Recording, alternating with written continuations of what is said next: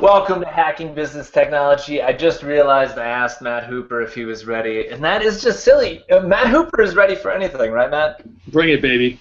Bring it, baby. So actually, I think that we should actually get into it right away. We're not giving anyone a chance to join our live discussion, and that's fine, because I want the people that are watching at home, listening at home, to get the value as soon as possible. So last week we talked about hacking people, the infamous episode. It actually isn't infamous, where we talked about how to get people to change. I don't want to make it infamous. And the conclusion we came to is that the reason that people are obstinate, or is it obstinate to change? They resist change. The reason why they revolutionize against change is trust or lack thereof. And, you know, I got to thinking about it this last week. I tweeted about consulting firms or consultants and how businesses readily place their trust in outside third-party vendors quickly because they've got this all-knowing view or omniscience or something, and not their internal resources, the people that work, that live and breathe this every day. Why do you think that is? Like, let's get to the issue of trust. I want to pick apart trust, and then I want to provide some practical guidance to building trust right away. So you know the expression, a prophet's never appreciated from their hometown, right? Or, you know, you've always got that circumstance where you could be a rock star, right? You could be like the golden child, but your family always knows that you're not. Who was it? Howard Stern one time was talking about how he was so popular, so famous, that he'd come home and he was miserable because his wife would still say, "Hey, Howie, take the trash out."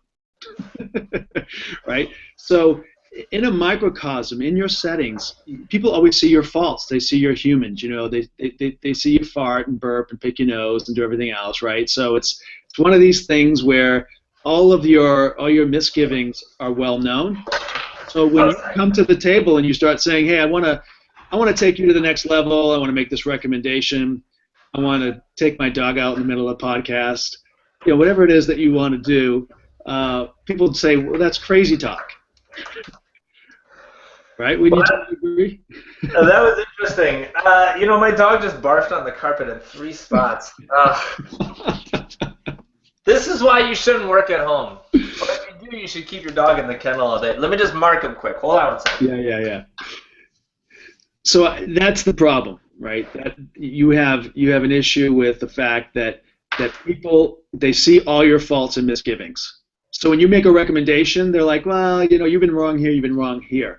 Mm-hmm. So when you bring an outside consultant in, you're paying that consultant, so they're kind of on the hook to be right, and they do have an outside perspective where they may have learned a lot, but from a marketing standpoint, a consultant's never going to give you the 3 recommendations where they screwed up. They're not going to give you the 3 case studies where they were wrong. They're giving you the 3 references where they knocked it out of the park and where they actually had results. So you get this judgmental view that, oh, this is a expert, whatever an expert means, and they can help me, and their judgment or ideas have value. Which a lot of times, you know, if they have the past performances and they've got the referenceable customers, they do, right?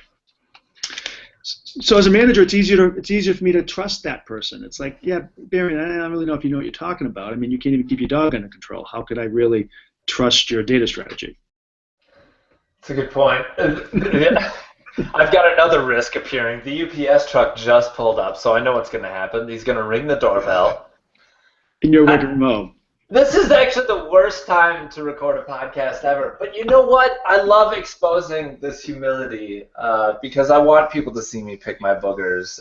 You're vulnerable. Yeah, I love that vulnerability. That's why people love me, because I'm real.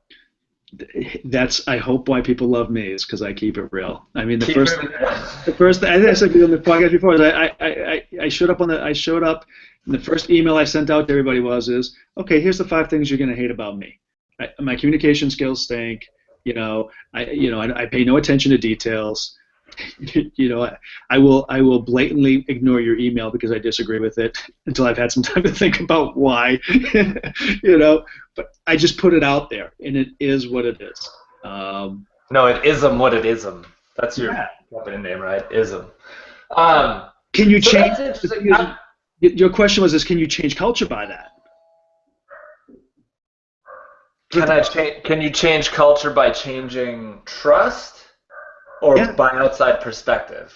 Well, I think you absolutely can change culture by changing trust. Yeah. Or you need to in order to change culture or have any like influence over it. Right. Right. Because people are only going to change if they feel there's a benefit for themselves at some level, or it's But the no, right thing to do. is the question, can an outside consultant impact culture? Is that your question? Well, that's a no. That's a good question, though.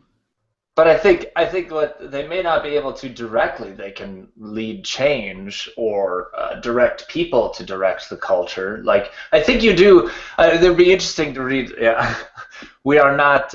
Who is it that studies entire societies? We are not archaeologists, but Anthropologists. anthropologists. We are not anthropologists, but it would be interesting to take an anthropological view and say, can a outside consultant actually impact a culture, or do they need to lead puppets within that culture to, send communications, appear on these communications, talk with people? So, but what I really like is your point about perceived value, because I think that's where the consulting gig really gets me, is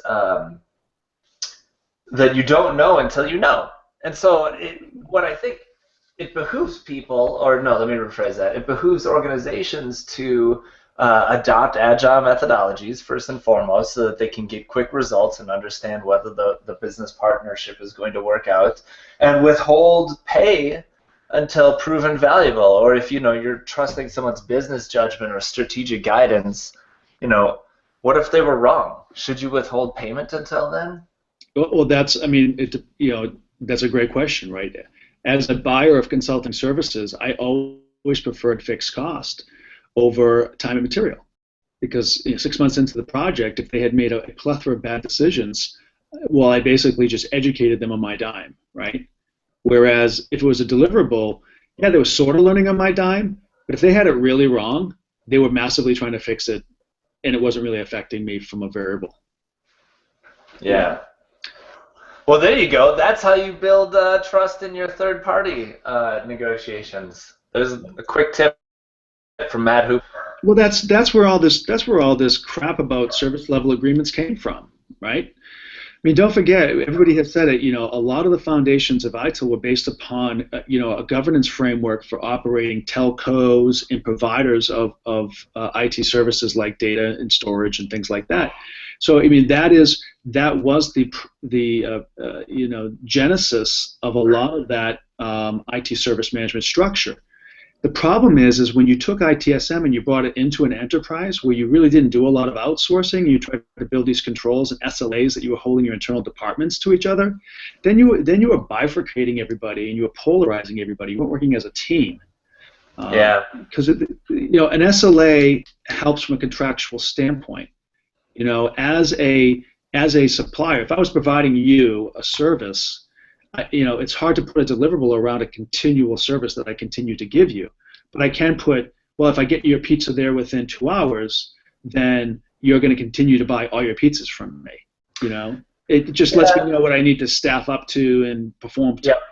Yeah. Yeah. One is expectation setting. And there's this team aspect too, because if you work at a medical firm or let's say a hospital, we may have these OLAs around laptops, but guess what? Epic is still down, so that's going to take a higher priority. So we communicate, and that's kind of what that comes down to is you need to have transparency and openness. And you can write OLAs that are really open-ended and detailed like that, like if this service is, here's where this service provider or this service in our service catalog is prioritized according to all our other business critical stuff. But it takes such a level of maturity and such an investment that usually the places that are that size anyway are small to medium-sized shops. So what's the point? And I really like. Okay, so this other point that you made was around. results versus wrong when they share their successes where they hit it out of the park. I thought right then and there, a really good thing that you could do to build trust during the sales cycle is ask your business partners for lessons learned on similar projects. You know, show us a lesson learned from a medical implementation of about our size going live with our 3 processes. So you're hitting on a trick I used to use as a buyer, is I would ask for a reference where you failed. Yeah. And if you couldn't provide me one, then I knew you were lying. Yeah. Everybody's failed. And I said, if you gave me a customer that was still happy with you, but you failed on a particular part of the project, that was okay too. That's probably even better. But failure in the eyes of the customer is different than the failure in the eyes of the consultant. Absolutely. Absolutely. So, I mean, things are always going to go awry. You're always going to have project failure, resource conflict. It's logistically a challenge to deliver an outcome. Yeah. But how you manage it and how you set expectations, like you said, that's the key point, right? If you're setting the right expectation, then at least I can plan, especially when you're hiring outside services. So if I'm hiring consulting services, part of that is that I'm hopefully buying a little bit of predictability, and that's going to help me make the next best step. But if I don't have the trust in you, I can't plan and predict. I can't set expectations now to my management who's going to trust me, right? There used to be the expression, no one ever got fired for hiring IBM. That was a realistic expression, because if I was a senior level IT person and I hired IBM to do it, I could turn around my management if it failed and said, wow, if IBM can't get it right, who else could I have hired? But if I had hired, Joe the IT guy, no offense to say, if I hired Joe the IT guy, and Joe didn't get it right, or Jill, the IT woman, and she didn't get it right, well, then I look and say, well, Matt, what are you doing hiring these people who are who predictable, right? Who couldn't make it happen?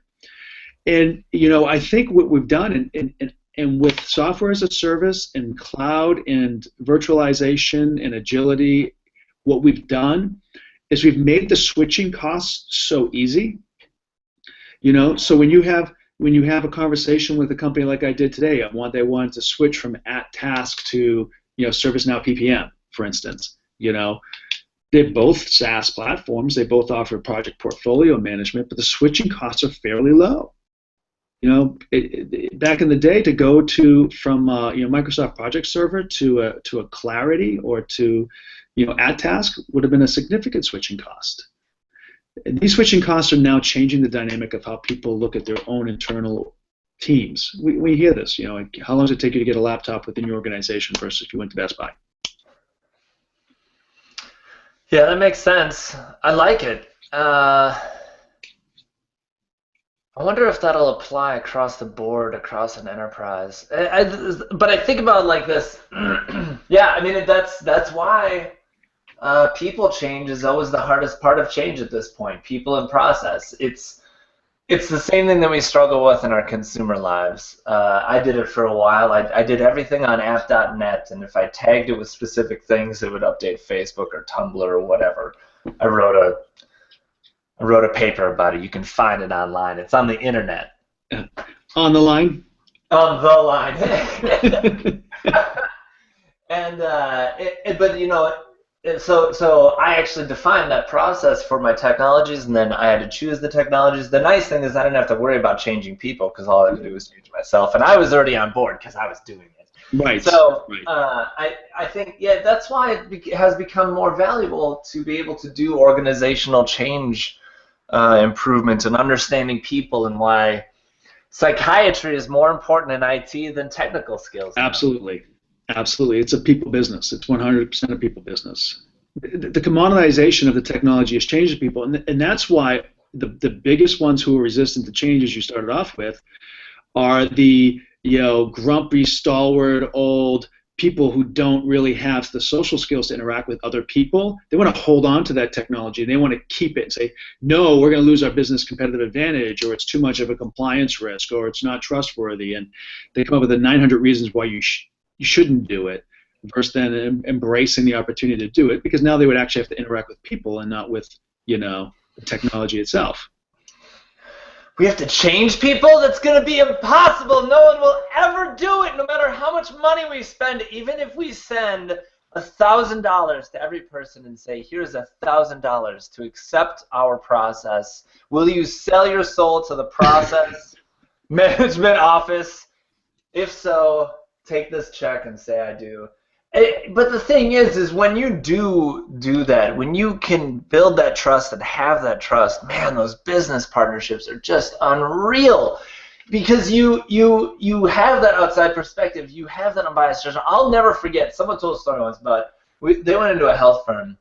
No, it wasn't a health firm. It was a construction company. And they have literally, at one point in the history of IT, they had come up with this idea that they'd have this separate department that was for pet projects to like really improve, delivery of whatever they're building bridges. Kind of like a skunk works, right?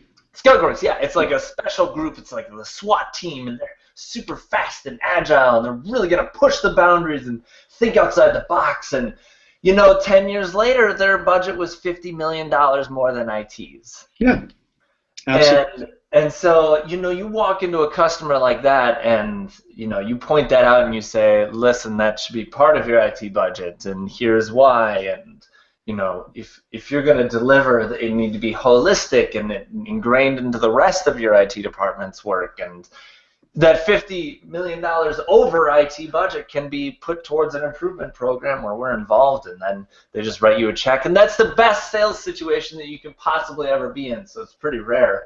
But when it does happen, it's really nice. And some of those longer-term relationships, I'll never forget, there was a sales rep once that I talked to, and he had a badge at this company, and he would just work there. And people would lean over and ask him questions, and he was in sales. So this isn't like a consultant or anything, but he's in sales for IT, and he's been in the industry for a while. So he kind of speaks like a strategist or like a CIO because he's just used to, like, this is how it's done. And just working on site at the client was huge. So if you want to develop trust with your third-party vendors, specifically consulting firms or technical firms, give them badges, give them hotel spaces. They'll use them. And heck, if there's a whiteboard, they'll probably choose it. And you can see who else they're working for and then go talk to those people and see what they're doing. It's a great way to fleece them. Or, you could listen to podcasts, too. But you're hitting on a huge opportunity that a lot of people don't capitalize on. We had a storage area, a network, back when they called them SANs. I don't know what they call them now today. The cloud. Cloud, everything's cloud. Consultant who had several other customers in the building that we sat in, but they wouldn't let them like sit around while he wasn't working on their stuff. So I always let him sit in our office. I had free consulting all the time. When we had questions or whatever, or every time we wanted to upgrade, make a change to a LAN, I'd have our guy go over and talk to him, and he had no problem with it. He was happy to just say, yeah. It's just like, maximize the people within your ecosystem, whether they're external partners, internal partners, whether it's your social network. That I think culturally is something that we're starting to see. That actually I think probably changes the culture the most, right?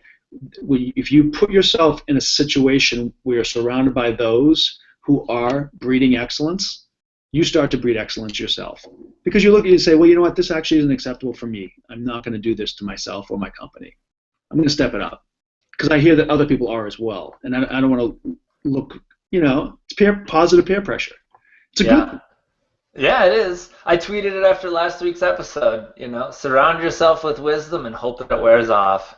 And something, I think leadership can affect the culture. Like, I'm learning a lot about the Starbucks culture because my son Ben just started working at Starbucks. What a great culture. I'm reading the handbook, and they call their employees partners. I think that's awesome, right? And then also, too, he told me that he goes, Dad, they have a creed here, people over task. I said, Ben, that is such a huge concept. I said, do you understand what it means? He goes, yeah. He goes, if I'm making a mocha latte macchiato or whatever, and someone walks in and they're having a hard time reading the menu or whatever, I should stop what I'm doing and go say to that person, can I help you read what's off the board? I'm like, yes. I said, that's amazing. Do you know that? He's like, well, it just seems logical, Dad. But think about that in a second for IT, how if we put people over task, what a change in the culture we would have. Yeah, I love it. That's a tweet. Tweet it. Ryan Ogilvy will be all over it. People over task. That sounds like something that would be in like some sort of case management book. The greater to gooder, the greater. The better to bester. Best thing to bestest. So we had a couple other topics, so that's good. I think we've beaten trust really well. I think it's all about transparency and building those relationships with people. When you open up to people, the rewards are they're huge. Yeah. And so just try and do it, and try to get your real estate people to let hoteling happen or something. There's a couple really big, Target Corp is in Minneapolis. If they opened up a couple offices for people to just go sit and work in, I'd be there every day. They should have a Inno lab.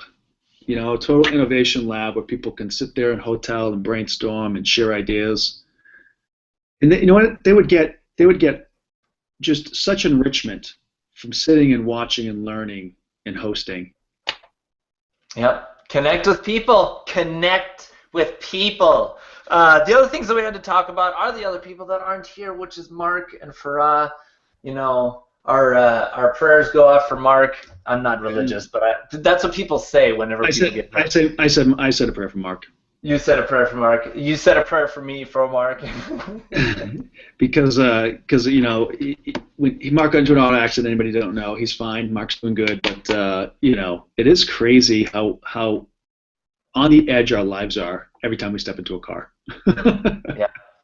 It is crazy. And it's funny, in different parts of the country, people drive differently. In Minnesota, people are very passive-aggressive on the road. There's a lot of tailgating. It's not healthy. When I was out east, I worked in Boston for a while.